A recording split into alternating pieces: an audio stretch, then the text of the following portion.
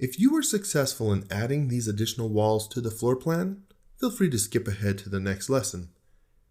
If you ran into problems, here's how I approached this challenge. Using the line tool, I hovered over this corner to focus SketchUp there, then went back to the far wall using that inference to start this wall edge.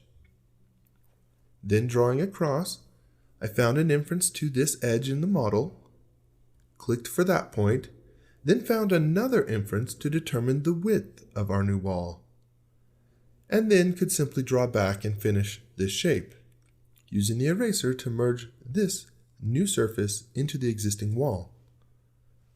Similarly, to draw the second wall, I hovered before starting the line, then could start the edge from a known inference point, and then finding other inferences as well to finish the wall.